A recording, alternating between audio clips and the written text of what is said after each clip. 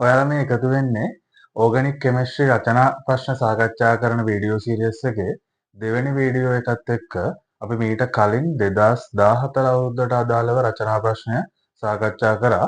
අපි මෙතන ඉඳන් වීඩියෝ එකත් එක්ක එකතු වෙමු.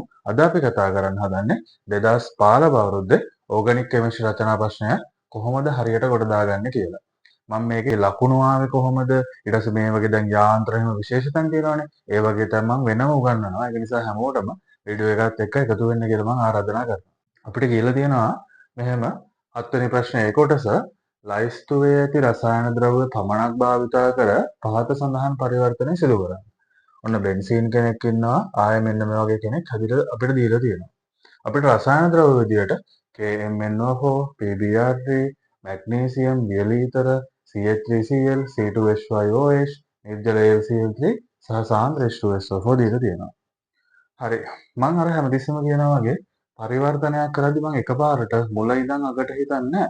මං හිතනවා අග ඉන්න කෙනා බලලා ඒකේ කෙනා කොහොමද හදාගන්නේ කියලා මං ඉස්සෙල්ලම හිතනවා. ඔන්න මට එහෙම බලද්දි පේනවා මෙන්න මෙතන ඉන්නවා එකම ජාතියේ දෙන්නෙක් සෙට් වෙලා. හරිද? එකම ජාතියේ දෙන්නෙක් සෙට් වෙලා ඉන්නවා. ඒ වගේම මැග්නීසියම් වීලීතර දීලා තියෙනවා. එහෙනම් ඔයාලා දැනගන්න ඕන මෙන්න මේ වගේ එකක් දැක්ක ගමන්ම මොකද්ද කොහොමද මෙන්න මේ වගේ එකක් හදන්න පුළුවන් කියලා. මේ වගේ එකම දෙන්නෙක් ග්‍රීන්හාර්ඩ් ආධාරයෙන් සම්බන්ධ කරන්න පුළුවන් ප්‍රතික්‍රියා දෙකක් අපිට තියෙනවා. මොකද්ද බලමු මේ දෙක ඉස්සෙල්ලම. හරිද? ඕකෙන් අපි තෘතීයික මධ්‍යසාර නිපදවීමේ ක්‍රමයක් විදිහට තමයි ක්‍රම දෙකක් විදිහට තමයි ඕක ගන්නෙ. හරිද? හරි බලමු මොකද කියලා. දැන් මම මේක නැතුව නිකන් සරල එක්සැම්පල් එකක් කියන්නම්කෝ. ඔන්න මගේ ගාව තිබුණොත් එහෙම මේ වගේ අම්ල හේලයිඩ් එකක් මොන්න මම අම්ල ක්ලෝරයිඩ් එකක් දැම්මා. අම්ල ක්ලෝරයිඩ් එකක් තිබිලා මම දැම්මොත් එහෙම මෙන්න මෙතෙන්ට මේ වගේ කෙනෙක් ග්‍රීන්හාර්ඩ් ප්‍රතිකාරකය දානවා CH3CH2 MgBr දෙවෙනි එකට දානවා ජල. හරිද? මෙන්න මේ වගේ කෙනෙක් හිටියොත් මෙන්න මේ වගේ වෙලාවකදී අපිට හැදෙනවා මෙන්න මෙයා. මේ ඩබල් බොන්ඩ් O1 OH කෙනෙක් වෙලා මෙන්න මේ ස්ථාන දෙකට මෙන්න මේ ඔයාලා දාන ග්‍රීන්හාර්ඩ් ප්‍රතිකාරකයේ තියෙන ඇල්කයිල් කාණ්ඩය සම්බන්ධ වෙනවා. තැන් දෙකටම සෙට් වෙන්නේ එකම එකානේ. ඔන්න එහෙනම් එක විදිය. අර බලන්න අවසානයේ හැදිලා තියෙන්නේ තෘතීයික මධ්‍යසාරයක්. අවසානයේ තෘතීයික මධ්‍යසාරයක් පිරියලා වෙලා තියෙනවා. ඔයිට අමතරව මෙන්න මෙහෙමත් හදන්න පුළුවන්. බලන්නකෝ. අපිට මෙතන මේ වගේ අම්ල හේලයිඩයක් නැතුව හේලයිඩයක් කියන්නේ බ්‍රෝමයිඩයක් වුණා තියෙන්න පුළුවන්. අම්ල හේලයිඩයක් නැතුව අපේ ගාව තියෙන්නේ මෙන්න මේ වගේ එස්ටරයක් නා. එස්ටරයක් ඉන්නොත් මේ වැඩේම මේ විදිහට කරගන්න පුළුවන්. එස්ටර් එකනොත් අපිට පුළුවන් CH3CH2 දැම්මොත් එහෙම මෙතෙන්ට 2H2O දැම්මොත් එහෙම මේ වගේම ප්‍රතික්‍රියා වෙනවා. මෙතන තියෙන ඩබල් බොන්ඩ් එක OH එකක් වෙලා මෙන්න මෙතන ඇල්කයිල් කාණ්ඩය CH2CH3 බවට පත් වෙනවා. CH2CH3 ඔහොම පත් වෙනවා. එකම කාබනික ඇල්කයිල් කාණ්ඩ දෙක තමයි සම්බන්ධ වෙලා තියෙන්නේ. හරි එහෙනම් ඔන්න ඒකම මට මෙතෙන්ට ඇප්ලයි කරගන්න පුළුවන් නේ. එහෙනම් මම ඉස්සෙල්ලම මම මෙහෙම හිතනවා දැන් මෙතන BR PBR දීලා තියෙන නිසා මම ඉස්සෙල්ලා මම මෙන්න මේ වගේ කෙනෙක් හදාගෙන try කරලා බලන්න පුළුවන් වේද කියලා. හරිද?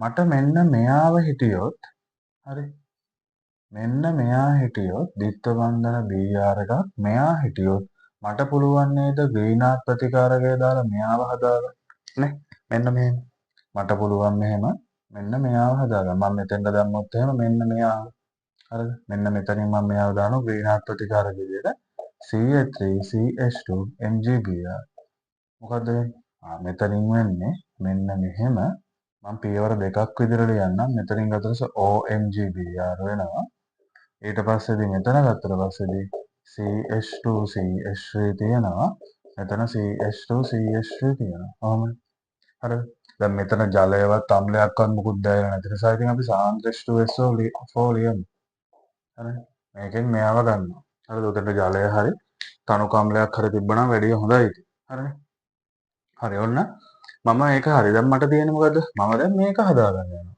මේක හදාගන්න නම් ඊට කලින් හදමු අපි මේ වගේ කෙනෙක් එකපාරට ගන්න බෑනේ මේ වගේ කෙනෙක් හදන්න තියෙන විදිය තමයි මම ඊට කලින් හදාගන්නවා කාබොක්සිලික් අම්ලයක්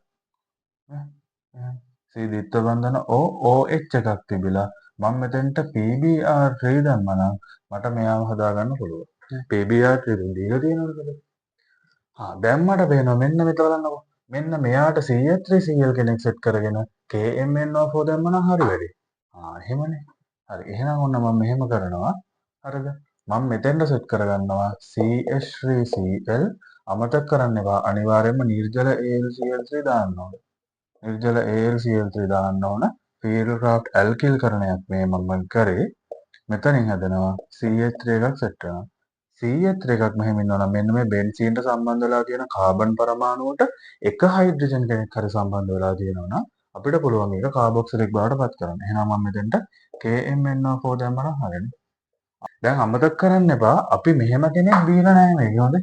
මෙහෙම කෙනෙක් නැහැනේ. එහෙනම් අපි එයාව හදාගන්න try කරමු. එයා අනිවාර්යෙන් අපි හදන්න ඕන. හරිද? ඒක මම මෙහෙම වෙන තැනකින් හදන්නන්නේ. මෙහෙම හදන්නම්කෝ මේ. මෙන්න මට මෙයාව තියෙනවානේ. CH3 CH2OH තියෙනවා. මෙයා ඉන්නවා නම් මට පුළුවන් නේද PBr3 දාලා මෙහෙම මෙයාවපත් බවට පත් කරන්න. CH2 දීලා. ඒක හරිනම් මට ඊට පස්සේ පුළුවන් විනාඩ ප්‍රතිකාරකය හදාගන්න මෙන්න මෙහෙමනේ. මැග්නීසියම් වියලි ඊතර දැම්මනම් හරි. CH3 CH2 MgBr හරි. ඔන්න වැඩේ. එහෙනම් ඔන්න ලේසි පරිවර්තනයක්. ඉක්මනටම ඔයාලා මෙන්න මෙයාව හැදෙන්නේ කොහොමද කියලා අඳුරගත්තා නම් ලේසියෙන් මේ පරිවර්තනය කරන්න පුළුවන්. ඔයාලට ඕනනම් මෙයා හදාගන්න නැතුව එකපාරට මෙතන එස්ටරයක් හදාගන්නත් පුළුවන් නේ. මෙතන කාබොක්සිලික් අම්ලයන් දීලා තියෙනවා. මම ඕන එකත් පෙන්නන්න. කාබොක්සිලික් අම්ලයන් දීලා තියෙනවා. කාබොක්සිලික් අම්ලයක් දීලා තියෙන නිසා මට පුළුවන් මෙහෙම අපි මෙන්න මෙයාව හදන විදිය මතකද බලන්න. මම දැම්මොත් එහෙම මෙන්න මෙතෙන්ට CH3 CH2OH එක සාන්ද්‍ර H2SO4 මොකක්ද වෙන්නේ? මෙතනින් ජල අණුවක් අයින් වෙලා ගිහිල්ලා හැදෙනව නේද මේ වගේ ස්තරයක්. හරි. මේ O එකක් එක්ක C2 CH2 CH3 මේ වගේ ස්තරයක් හදාගන්න පුළුවන්. එහෙනම් මට ඕන නම් මෙන්න මෙයා හදාගත්තා නම් මෙයාට ග්‍රීනාඩ් දාලා මේ විදිහට වැඩේ කරගන්න පුළුවන්. හරිනේ. මෙයාට ග්‍රීනාඩ් දාලා වැඩේ කරගන්නත් පුළුවන්. ඉතින් මේ ඔන්න ඔය විදිහට තමයි පරිවර්තනය කරගන්න තියෙන්නේ. පරිවර්තනයේ තියෙන එකම දේ තමයි මෙන්න මෙතන මෙන්න මෙයාව කොහොමද හැදෙන්නේ කියලා හරියට ඔයාලට ඔළුවේ තිබ්බනම් ගේමක් නැතුව මේක දිහා බලපු ගාම හදන්න පුළුවන්. අපි බලමු මේකට කොහොමද ලකුණු ඇවිල්ලා තියෙන්නේ කියලා. බලන්න කොච්චර ඉක්මනට පුළුවන්ද කියලා. හරිද? ඔයාලා හැදුවොත් එහෙම මෙන්න මෙයා අර ගන්නවට ඔයාලට ලකුණු 3ක් දෙනවා. ආයෙම මෙන්න මෙයා ගන්නවට ලකුණු 3ක් දෙනවා. මෙයාව හදා ගන්නවට ආයෙම ලකුණු 3ක් දෙනවා. ආයෙ ඊට පස්සේ KMnO4 දානවට ඔයාලට ලකුණු 6ක් දෙනවා. ආයෙ මෙයා හදා ගන්නවට ලකුණු 3ක් දෙනවා. ඊට පස්සේ ඔයාලා PBr3 වලින් හදන්නේ නම් මේකට වෙනම ලකුණු 6ක් දෙනවා. එහෙම නැතු ඔයාලා මෙතනින් හදනවා නම් මෙතෙන්ට ලකුණු 3යි මෙතෙන් ලකුණු 3යි. මම ඒක පොඩ්ඩක් වෙන පාටකින් දාන්නම්. මෙයාට ලකුණු 3යි මෙයාට ලකුණු 3යි තමයි එන්නේ. ඒ විදිහට ඊට පස්සේදී මෙතෙන්ට ගත්තොත් මෙන්න මෙයාව හදා ගන්නවට ආයෙ ලකුණු 3යි. මෙයා විදියට ගියොත් නම් මෙයාව හදා ගන්න ලකුණු 3යි. ආයෙ එකම විදිය. ඊට පස්සේ ආයෙ මෙන්න මෙතන ග්‍රීනාඩ් ප්‍රතිකාරකය දානකොට ලකුණු 3යි. ග්‍රීනාඩ් ප්‍රතිකාරකයෙන් ආපහු මෙන්න මෙයා හදා ගන්නවට ලකුණු 5ක් දීලා තියෙනවා. හරිනේ. ආයෙම පාරක් අර ග්‍රීනාඩ් ප්‍රතිකාරකය අපි හදලා පෙන්නන්න ඕනේ. අන්න ඒ ග්‍රීනාඩ් ප්‍රතිකාරකය හදලා පෙන්නන්න ඕන එකට මෙතෙන්ට ලකුණු 3ක් දීලා තියෙනවා. මෙතෙන්ට ලකුණු 3ක් දීලා තියෙනවා. මෙතෙන්ට ලකුණු 3ක් දීලා තියෙනවා. මේකට ලකුණු 3යි. මෙයා ලියනට ලකුණු 3යි. හරි. ඔන්න ඔය විදිහට තමයි ලකුණු ඇවිල්ලා තියෙන්නේ මේ පරිවර්තනයට අදාළව. ඉතින් සම්පූර්ණ ලකුණු 50ක් මේ පරිවර්තනය සඳහා ලකුණු දීලා තියෙනවා. හරි. අපි යන් එහෙනම් B කොටසට.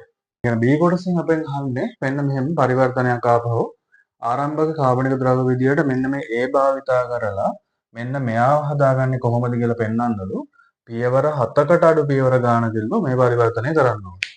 මම ඉස්සෙල්ලා පොඩ්ඩක් මෙයාව නිකන් අර පේන විදියට ලියා ගන්නම් මට පොඩ්ඩක් ඇඟට පේන විදියට නිකන් හොඳට. දැන් ඔන්න ඕක තමයි තියෙන්නේ. දැන් මෙන්න මේකෙත් මෙතනින් අල්ලගත්තා නම් පරිවර්තනය ගේමක් නැතුව කොට දාන්න පුළුවන්. අපිට මේ වගේ මෙන්න මේ වගේ කෙනෙක් හදාගන්න පුළුවන් එකම රියැක්ෂන් එක මොකක්ද?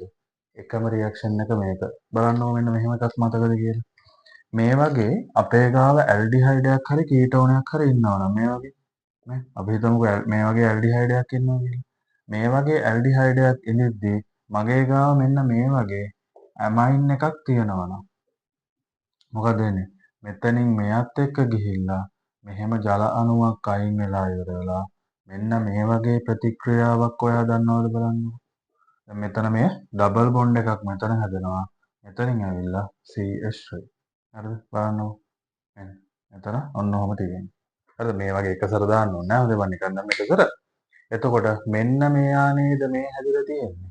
එහෙනම් මෙන්න මේ වගේ එක ප්‍රතික්‍රියාවකින් තමයි අපිට මෙයාව ගන්න ඇත්තේ. හරිනේ. එහෙනම් මම මෙයාව මෙතනින් මෙහෙම කඩාගෙන ඉන්නවා. කඩාගෙන ඉවරලා මම හිතන්නම් කොහොමද මේ පරිවර්තනය කරන්න ඕන කියලා. මෙන්න මෙතනින් හිතුවොත් එහෙම මේ මෙතන මෙන්න මෙයාව තිබ්බොත් මෙතන මට ඇල්ඩිහයිඩයක් මේ වගේ කෙනෙක් තිබුණොත් මෙන්න මෙහෙම කෙනෙක් තිබ්බොත් බලන්නකෝ. මෙහෙම CH2 ඩබල් බොන්ඩ් OH මෙන්න ඇල්ඩිහයිඩයක් තියෙනවා. මේ ඇල්ඩිහයිඩය තියෙන තැනට මම මෙයාව දාගත්තොත් NH2 අර කලින් ප්‍රතික්‍රියාව වෙනව නේද? මෙතනින් හයිඩ්‍රජන් දෙකයි ඔක්සිජන් තුනයි අයින් වෙලා ගිහිල්ලා ඩබල් බොන්ඩ් එකක් එක්ක මෙන්න මෙයාම හැදෙයි. බලන්න මම මේ පරිවර්තනය තියන්නේ අග ඉඳන් මුලට හිතුවේ. හරිද? අග ඉඳන් මුලට හිතාගෙන යන්නේ මම මෙතනින් තමයි අල්ලගත්තේ. හරි? හරි එහෙනම් දැන් ඉතින් අපි හිතමු. හරිද? හරි මේක තියෙනනේ. හරි දැන් මෙහෙමනේ. දැන් මේ වගේ ලොකු එකක් තියාගෙන මට මුකුත් කරන්න බෑනේ. මේ මොකද්ද මේ තියෙන්නේ? මේ තියෙන්නේ ඒමයිඩ් එකක්නේ. එහෙනම් මේ ඒමයිඩ් එක අපි කඩාගමු. කොහොමද කඩාගන්නේ? අපිට කඩා ගන්න වෙන්නේ ජල විච්ඡේදනය කළා. මට පුළුවන් බාෂ්පික මාධ්‍යයේදී මෙයාව ජල විච්ඡේදනය කරන්න. හරි කවුද හැදෙන්නේ බාෂ්පීය ජල විච්ඡේදනය කරාට පස්සේදී? බාෂ්පීය ජල විච්ඡේදනය කරාට පස්සේදී හැදෙන්නේ කාබොක්සිලික් අම්ලයක් නෙවෙයි කාබොක්සිලික් අම්ලයේ ලවණය. මොකද කාබොක්සිලික් අම්ලය හැදුනට පස්සේදී බාෂ්පීය මාධ්‍යයේදී කාබොක්සිලික් අම්ලයේ ආම්ලිකතාවය නිසා එයාට ලවණය බවට පත් වෙන්න පුළුවන්. ආයේ අනිත් පැත්තෙන් හැදෙන්නේ අනිත් පැත්තෙන් හැදෙන්නේ ඇමීනයක්ම තමයි. බලමුද අපි. මෙන්න මෙතනින් ජල විච්ඡේදනය වෙන්නේ මෙයා. හරිද? එහෙනම් මෙතනින් ජල විච්ඡේදනය වෙයි. මම ජල විච්ඡේදනය කරන්න මෙතෙන්ට දානවා සෝඩියම් හයිඩ්‍රොක්සයිඩ්. හරිනේ සෝඩියම් හයිඩ්‍රොක්සයිඩ් දාගන්න. බලමුකෝ එහෙනම්. හරි මෙන්න මෙහෙම මෙතනින් වේවි. මෙතනින් හැදෙන්නේ කාබොක්සිලික් අම්ලයේ ලවණය. හොඳේ. ඒක අනිවාර්යෙන් ඔළුවේ තියාගන්න. කාබොක්සිලික් අම්ලය නෙවෙයි. දැන් අපිට ඕන නම් මෙහෙමයි. මෙතනදී ඕනනම් ආම්ලික ජල විච්ඡේදනය කරන්නත් පුළුවන්. හැබැයි ආම්ලික ජල විච්ඡේදනය ඉතාම හොඳ එකක් නෙවෙයි මේක. මොකද ආම්ලික ජල විච්ඡේදනයට වඩා බාෂ්පීය ජල විච්ඡේදනය තමයි වඩා ප්‍රබලව සිද්ධ වෙන්නේ. ආම්ලික ජල විච්ඡේදනයක් කරනවා නම් මෙතනින් හැදෙන්නේ කාබොක්සිලික් අම්ලයයි මෙයාගේ ඇමෝනියම් ලවණයයි. ආම්ලික ජල විච්ඡේදනයක් කරොත් මේ අවුරුද්දට අදාළව මේ ආම්ලික ජල විච්ඡේදනය අරගෙන උනත් පරිවර්තනය හදලා තියෙනවා නම් ඔයාලට ලකුණු හම්බෙලා තියෙනවා. හරිනේ. හරි එහෙනම් ඔන්න මම බාෂ්පීය ජල විච්ඡේදනය කරා කාබොක්සිලික් අම්ලය නෙවෙයි කාබොක්සිලික් අම්ලයේ ලවණය තමයි මෙතනදී හැදෙන්නේ. ආයෙම මේ පැත්තෙන් හැදෙනවා ඇමීනය. බාෂ්පික ජල විච්ඡේදනයක් නැතුව ආම්ලික කරා නම් මෙතන කාබොක්සිලික් හැදෙලා මෙතන හැදෙනවා ඇමෝනියම් ලවණය. මෙතන නම් ඇමීනය හැදෙන්නේ. හරි. ඇමීනය හැදෙන්නේ. හරි. ඔන්න වැඩේ හරි නේද? දැන් යමුම එහෙම. දැන් මේ වගේ කාබොක්සිලික් අම්ලයේ ලවණය තියෙනවා නම් ඒක තියාගෙන මට මොකොත් කරන්න බෑ. මම ඒක කාබොක්සිලික් අම්ලයක් වඩපත් කරගන්නවා. මේ වගේ තනුක අම්ලයක් දාලා H+H2O දාලා. මෙන්න මම මෙයාව හදාගත්තා එහෙනම්. CH2C විත්ත බන්ධන O OH. දැන් මම මෙන්න මෙයා නම් මෙයා මෙතන හැදිලා ඒ කියන්නේ මෙයා මෙතන හැදෙන්න ඕන එක මෙතන ඔල්රෙඩි හැදිලා ඉවරයි නේ. මෙතෙන්ට මම ගත්ත එක ඔල්රෙඩි මෙතන හැදිලා ඉවරයි. ඒ නිසා ඒක මට අවශ්‍ය වෙන්නේ මෙන්න මෙතෙන්ට. මම මෙයාව දැන් හදාගන්නම් මෙතෙන්ට. හරිනේ. මෙතන ඇල්ඩිහයිඩයක් නේ තියෙන්නේ. කාබොක්සිලික් අම්ලයක් තියෙනවා නම් කාබොක්සිලික් අම්ලයෙන් ඇල්ඩිහයිඩය හදන්නේ කොහොමද? කාබොක්සිලික් අම්ලය ඉස්සෙල්ලා අපි ප්‍රාථමික මධ්‍යසාරයක් බවට පත් කරමු. කොහොමද? ඒ ඉතින් ඔක්සිහරණයනේ. ඔක්සිහරණය කරමු අපි ලිතියම් ඇලුමිනියම් හයිඩ්‍රයිඩ් එකේ. හරිද? මෙයාව ඊතර මාධ්‍යයේදී අපි දාන්නේ. ඊට පස්සේ දෙක ජලය කියලා දානවා. හරිද?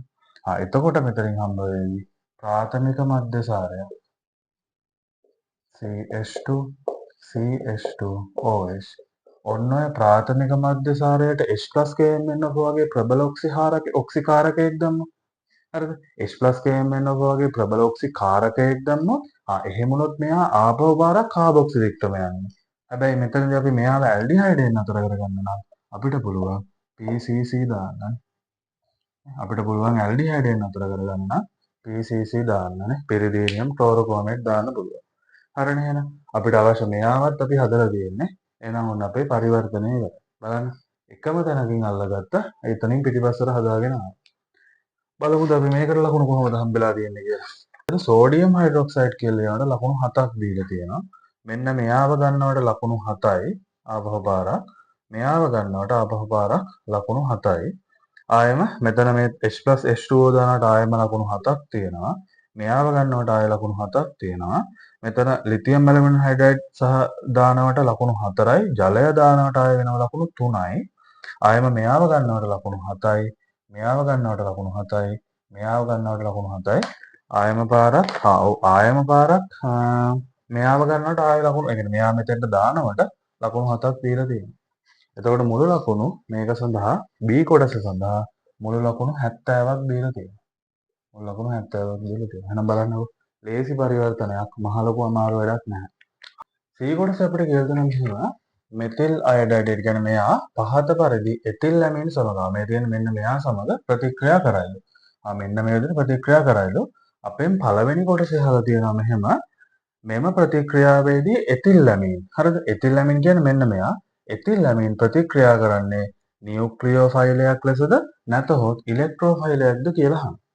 අපෙන් අහනවා මෙන්න මේ ප්‍රතික්‍රියාවේදී මෙන්න මෙයා ක්‍රියා කරන්නේ නියුක්ලියෝෆයිලයක්ද එහෙම නැත්නම් ඉලෙක්ට්‍රෝෆයිලයක් විදියටද කියලා අහනවා. ඊට පස්සේ අපිට කියනවා මේ ප්‍රතික්‍රියාවට අදාළ යාන්ත්‍රණය ලියා දක්වන්න කියලා දෙවෙනි කොටස. හරිද? ඔය මම පළවෙනි කොටසයි දෙවෙනි කොටසයි එකට ගන්නම්. ඉස්සෙල්ලා මම යාන්ත්‍රණය පැහැදිලි කරලා ඊට පස්සේදී මම මේකේ මෙයා හැසිරෙන්නේ කොහොමද කියලා කියන්නේ. හරි. මෙහෙමනේ කතාව. මේ තියෙන්නේ ඇල්කයිල් හේලයිඩයක්නේ. ඒක ප්‍රාථමික ඇල්කයිල් හේලයිඩයක්. මෙන්න මේක හරියටම දැනගන්නවා. හොඳේ. හරියටම බලා ගන්නකො පොඩ්ඩක්. හොඳ වැඩක්. හරිද? හොඳ ප්‍රශ්නයක් තියෙන්නේ. මේ ප්‍රාථමික ඇල්කයිල් හේලයිඩය ගත්ත පස්සේදී මෙයා මෙහෙමනේ තියෙන්නේ.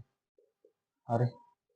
එතකොට මෙන්න මෙතන ගත්තට පස්සේදී මෙයාගේ විද්‍යුත්තුනතාවය වැඩි නිසා මේ පැත්තට ඉලෙක්ට්‍රෝන වැඩිපුර අදිනවනේ.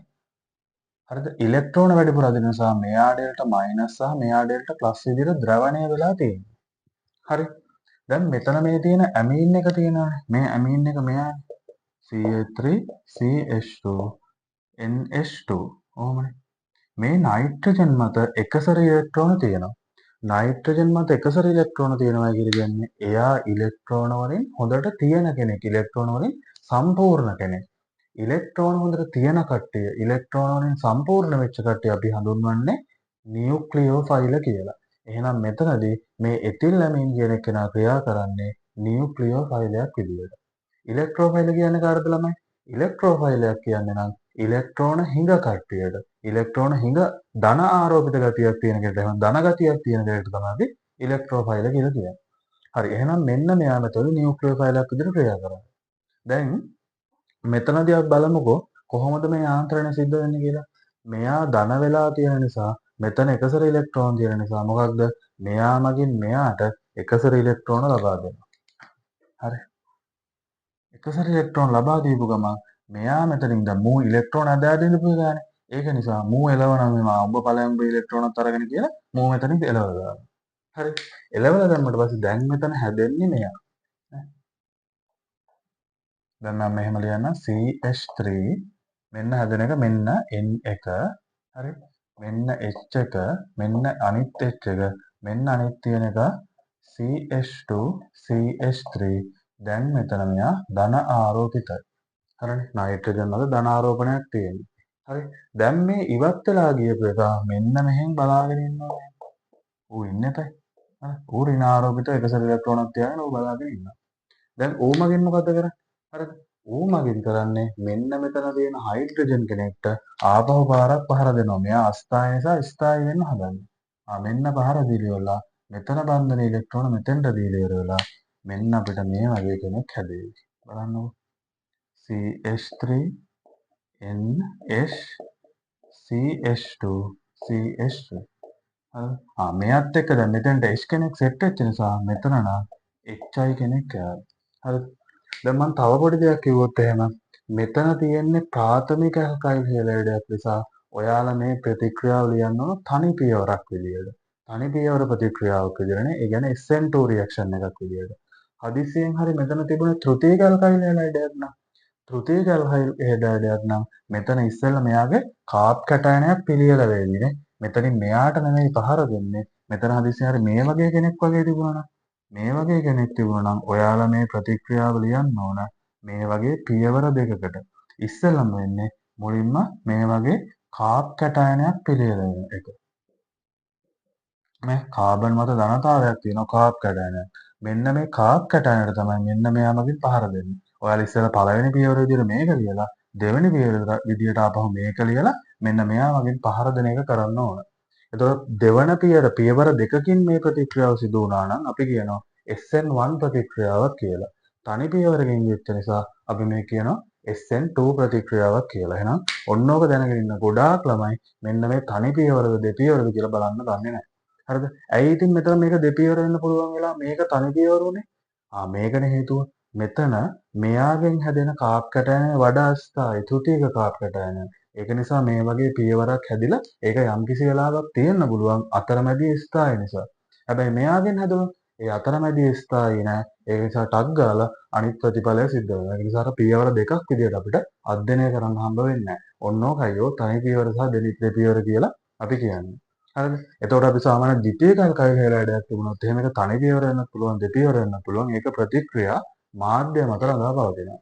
හරිනේ? එහෙනම් ඔන්න පැහැදිලි ඇති යාන්ත්‍රණය කොහොමද උනේ කියලා. එහෙනම් මොකද්ද මේ යාන්ත්‍රණය? යාන්ත්‍රණය ගත්තට පස්සේදී මෙන්න මෙයා නියුක්ලියෝෆයිල් එකක්. එහෙනම් මෙයා නියුක්ලියෝෆයිල් එකක් විදිහට ඉඳලා මෙයා මෙතෙන්ට සෙට් වුණ එක තමයි උනේ නේ. එහෙනම් මෙයා වෙනුවට මෙයාව සම්බන්ධ වෙච්ච උනේ නේ. මෙයා වෙනුවට තමයි මෙයාව සම්බන්ධ වෙන්නේ. එහෙනම් මේක නියුක්ලියෝෆිලික ආදේශ යාන්ත්‍රණයක් නේ. අපි කොහොමද දන්නවා? ඇල්කයිල් හේලයිඩ් වල තියෙන ලාක්ෂණික ප්‍රතික්‍රියා විශේෂය නියුක්ලියෝෆිලික ආදේශ. හරි. අපි එහෙනම් බලමුද මේකට ලකුණු හම්බුනේ කොහොමද කියලා. මේකේ අර පළවෙනි කොටස C වල පළවෙනි කොටසට අර මෙන්න මෙයා නියුක්ලියෝෆයිල් එකක් කියලා අඳුනා ගන්නවට ඔයාලට ලකුණු 5ක් හම්බෙලා තියෙනවා. ආයෙ මේකේ දෙවෙනි කොටසේ මේ යාන්ත්‍රණය සඳහා ලකුණු දීපු විදිය බලමු. යාන්ත්‍රණයේ මෙන්න මේ ඊතලයේ තියෙනවට ලකුණු 5ක් තියෙනවා. මේ ඊතලයේ දානට ලකුණු 3ක් තියෙනවා. ආයෙම මෙන්න මෙයාව හදා ගන්නවට ලකුණු 5ක් තියෙනවා.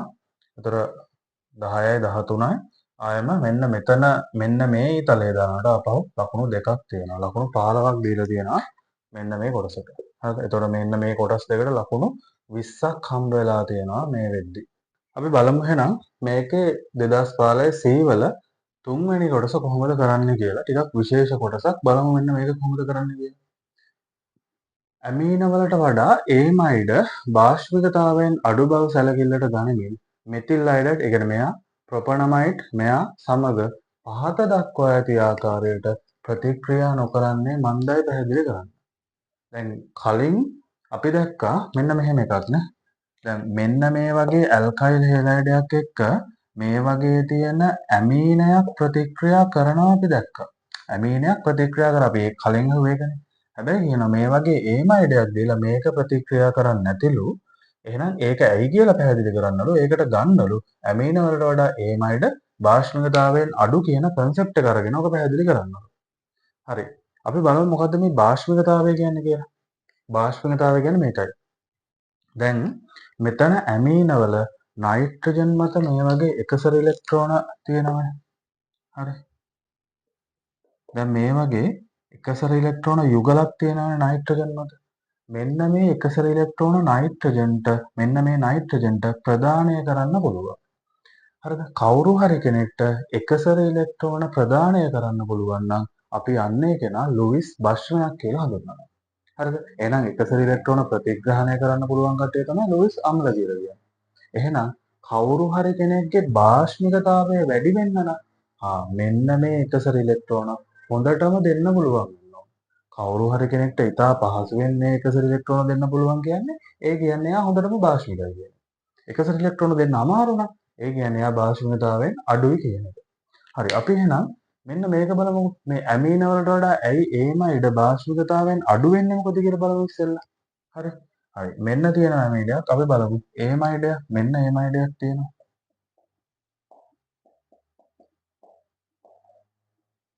මෙහෙමයි. දැන් මෙහෙමයි මේකෙත් නයිට්‍රජන් මත එකසර ඉලෙක්ට්‍රෝන තියෙනවා. හරිද? හැබැයි ඒ නයිට්‍රජන් වල තියෙන එකසර ඉලෙක්ට්‍රෝන වලට අර ඇමීන වලට තිබුණා වගේ ප්‍රදානය කිරීමේ හැකියාවක් නැහැ. ඇයි බලමු එහෙම වෙනව නැත්තේ? මේ නයිට්‍රජන් මත තියෙන එකසර ඉලෙක්ට්‍රෝන මේ වගේ බන්ධනයත් එක්ක විස්ථානගත වෙලා තමයි තියෙන්නේ. බලන්නකෝ මේ.